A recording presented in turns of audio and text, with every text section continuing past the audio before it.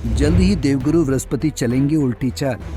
गुरु की वक्री अवस्था कन्या राशि वालों के लिए खास। गुरु वक्री का पूरा हाल जानने के लिए देखें ये वीडियो।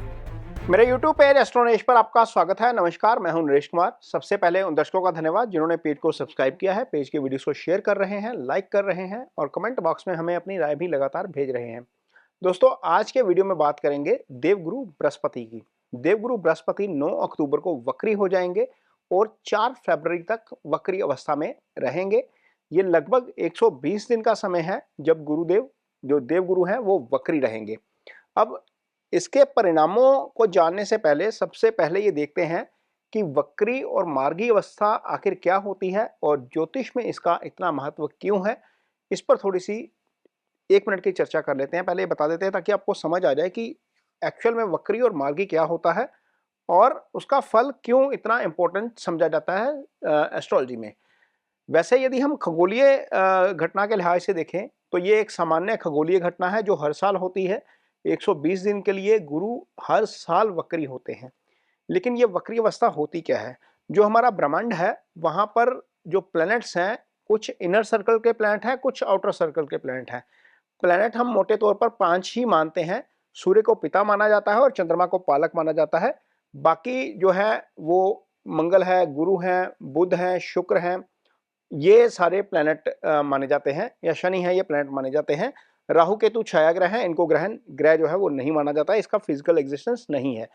इनमें से 2 प्लैनेट ऐसे हैं जो हमेशा सूर्य के आसपास रहते हैं, वो हैं बुध और शुक्र। आप किसी भी कुंडली में सूर्य के सामने बुध नहीं पाएंगे, सूर्य के सामने शुक्र नहीं पाएंगे, क्योंकि इनका मैक्सिमम डिस्टेंस जो है वो सूर्य से 47 डिग्री होता है। शुक्र का 47 डिग्री होता है, बुध का 27 डिग्री होता है। बुध किसी भी कुंडली में आपको एक घर आगे, एक घर पीछे या सूर्य के साथ नजर आएंगे, जबकि शुक्र की पोजीशन ज्यादा से ज्यादा 2 घर आगे या 2 घर पीछे हो सकती है, या फिर सूर्य के साथ हो सकती है। इससे ज्यादा आगे नहीं जाते। 3 प्लैनेट ऐसे हैं जो आउटर सर्कल के प्लैनेट हैं, जिनमें मंगल, गुरु और शनि आते हैं। ये प्लैनेट सूर्य के साथ भी हो सकते हैं और सूर्य के सामने भी हो सकते हैं। जब ये प्लैनेट सूर्य के सामने आते हैं किसी भी अवस्था में, तो ये वक्री अवस्था में होते हैं।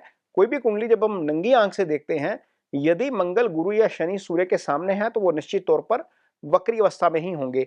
इसका कारण यह है कि इनकी मैक्सिमम दूरी जो सूर्य से है वो 120 डिग्री है। जब ये 120 डिग्री के पार चले जाते हैं, यानी कि सूर्य यदि आपकी कुंडली में लगन में पड़े हैं, तो यदि शनि पंचम में आ जाएंगे और डिग्रिकली 120 डिग्री पार कर जाएंगे तो वो वक्री हो जाएंगे। ऐसा ही गुरु और मंगल के साथ भी होता है। जैसे ही ये घूम के दोबारा 9th हाउस के ऊपर आएंगे, जैसे लगन में सूर्य है, 9th हाउस से जैसे ही डिग्री पार करेंगे, 120 डिग्री के विदिन आएंगे सूर्य से, तो जो है वो मार्गी हो जाएंगे। ये स्थिति रहती है वक्री और मार्गी की। अब इसका इतना महत्व क्यों है?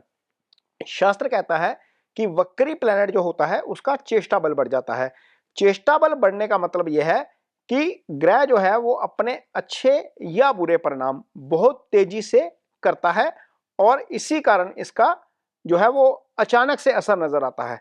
खासतौर पर शनि जैसे जो प्लैनेट हैं जो वक्री अवस्था में बहुत जो है वो कई बार मारक रिजल्ट कर जाते हैं, यदि आपकी कुंडली में वो मारक स्थानों में पड़े हों और कुंडली में, नेटिव कुंडली में भी वक्री अवस्था में हों। तो ये तो वक्री और मार्गी का कंसेप्ट है। तो ये तो हमने समझा कि ग्रह का वक्री और मार्गी होना क्या होता है और उसके परिणाम कैसे मिलते हैं। अब यहाँ पर बात करेंगे कन्या राशि के जातकों की। कन्या राशि के जातकों के लिए गुरु का ये वक्री होना कैसा रहेगा? अब यहाँ पर कन्या राशि की कुंडली आपके सामने लगी हुई है। यहाँ से गुरु 9th हाउस से गोचर कर रहे हैं। ये भाग्य का स्थान होता है। भाग्य स्थान के गुरु कारक भी होते हैं। अब कन्या राशि एक ऐसी राशि है जिसके लिए गुरु जो है वो 2 भावों के स्वामी हो जाते हैं, केंद्र के। चौथा भाव जहां पर गुरु की मूल त्रिकोण राशि धनु आती है और सप्तम भाव जहां पर गुरु की दूसरी राशि मीन आती है। इसके अलावा गुरु यहाँ पर आपको जो है वो 4 जिन घरों के वो कारक होते हैं उसके फल देते हैं। गुरु धन के कारक हैं, गुरु सूत्र भाव के कारक हैं, आय भाव के कारक हैं और गुरु भाग्यस्थान के कारक हैं। कन्या राशि के जातक जो हैं वो जो उत्तर फाल्गुनी नक्षत्र होता है सूर्य का, उसमें पैदा होते हैं, या फिर हस्ता नक्षत्र होता है चंद्रमा का, उसमें पैदा होते हैं, या फिर चित्रा नक्षत्र होता है मंगल का, उसमें पैदा होते हैं। जो उत्तर फाल्गुनी नक्षत्र है, इसके 3 चरण जो हैं वो कन्या राशि में आते हैं।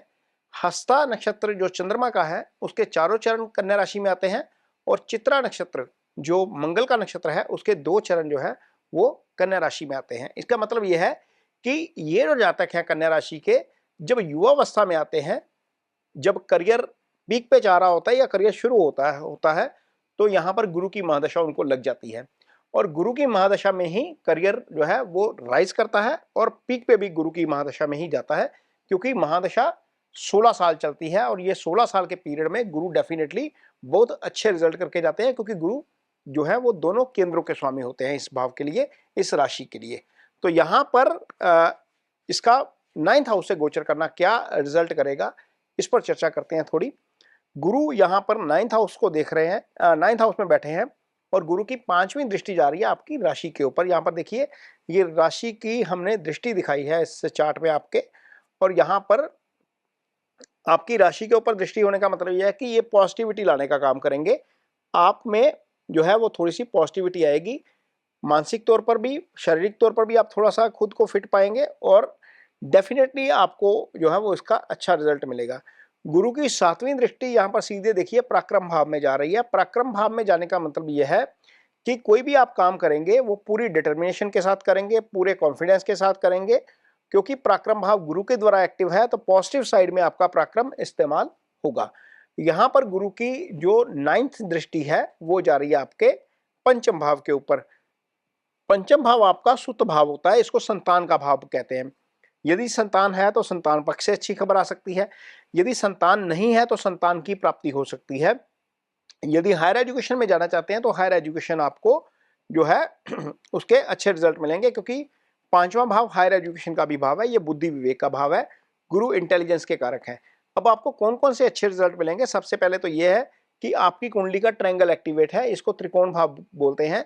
9th हाउस एक्टिवेट है, यहाँ से आप धार्मिक यात्रा कर सकते हैं, भाग्य आपका साथ देता हुआ नजर आएगा, अध्यात्म में आपकी रुचि बढ़ती हुई नजर आएगी। यहाँ पर गुरु का होने का मतलब यह है कि गुरु इस भाव के कारक भी हैं, इस भाव के पॉजिटिव फल आपको मिलते हुए नजर आएंगे। आपकी राशि एक्टिवेट है, आपका 5th हाउस एक्टिवेट है। इसके अलावा गुरु 2 केंद्र भावों के स्वामी है। चौथा भाव यहाँ पर देखिए, जहाँ पर गुरु की धनु राशि है, ये सुख स्थान कहलाता है। यहाँ से हम जिंदगी में जितने भी सुख लेते हैं, जितनी भी एसेट्स खरीदते हैं, भले ही वो मकान है, गाड़ी है, या कोई और ऐसी एसेट्स है जो आप लॉन्ग टर्म के लिए बनाते हैं, ये 4th हाउस से आती है। तो डेफिनेटली कोई इस तरह की प्लानिंग आपकी बन सकती है इन 4 महीनों के दौरान, जिसमें आप एसेट्स खरीदने का जो है वो प्रयास करें, और वो प्रयास आपका डेफिनेटली सफल होता हुआ नजर आए। इस राशि के जो जातक सिंगल हैं उनके लिए भी समय डेफिनेटली अच्छा है, क्योंकि 7th भाव में गुरु की अपनी राशि पड़ी है, ये भी एक्टिव है, और यहाँ पर गुरु शुभ गोचर में है। तो जिनको शादी की दरकार है, यानी कि जिनके घर वाले लड़की ढूंढ रहे थे या लड़का ढूंढ रहे थे, पंचम भी एक्टिवेट है और 7th भी एक्टिवेट है। लाइफ में कोई आ सकता है, और लाइफ में नया मेहमान भी आ सकता है, जैसे मैंने पहले बताया कि पंचम संतान का भी भाव होता है।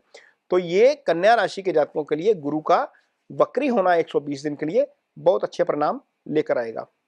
और यदि आपकी कुंडली में गुरु की पोजीशन खराब है, गुरु अस्त है, गुरु 6, 8, 12 पे पड़े हुए हैं, गुरु आपकी कुंडली में पाप प्रभाव में है, राहु केतु एक्सिस में है, शनि मंगल के साथ है, सूर्य के साथ है, तो ऐसी स्थिति में आपको जुपिटर की कुछ ना कुछ रेमेडीज जरूर करनी चाहिए।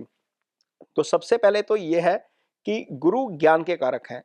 ज्ञान किसी भी रूप में हो सकता है, आप अपनी नॉलेज किसी के साथ शेयर करते हो, वो भी आपके लिए गुरु की रेमेडी के तौर पर काम करता है। यदि आप इतने अफोर्ड करते हो, कुछ पैसा अफोर्ड करते हो, कुछ खर्च अफोर्ड करते हो, तो किसी को शिक्षा में हेल्प करिए। किसी एक बच्चे को जो पढ़ना चाहता है लेकिन उसके पास एसेट्स नहीं है, या कुछ उसके पास पैसा नहीं है पढ़ने के लिए, उसको असिस्ट करिए। वो असिस्टेंस भले ही एक कॉपी के रूप में हो, भले ही एक किताब के रूप में हो, भले ही ट्यूशन फीस के रूप में हो, ये गुरु की सबसे अच्छी रेमेडी है। गुरु ज्ञान के कारक हैं, जब जैसे जैसे आप ज्ञान फैलाएंगे वैसे वैसे आपको गुरु के अच्छे रिजल्ट मिलेंगे। अदरवाइज दूसरी रेमेडीज जो है वो ये है कि आप ओम ब्रह्म बृहस्पतये नमः का जप कर सकते हैं, रोजाना 1 माला जप करिए, ये आपके लिए अच्छा रहेगा। शास्त्र कहता है अधिकाय अधिकम फलम, जितनी माला जपेंगे उसका उतना ज्यादा आपको फल मिलेगा। इसके अलावा ये मंत्रास की रेमेडीज के अलावा आप दान की रेमेडीज कर सकते हैं।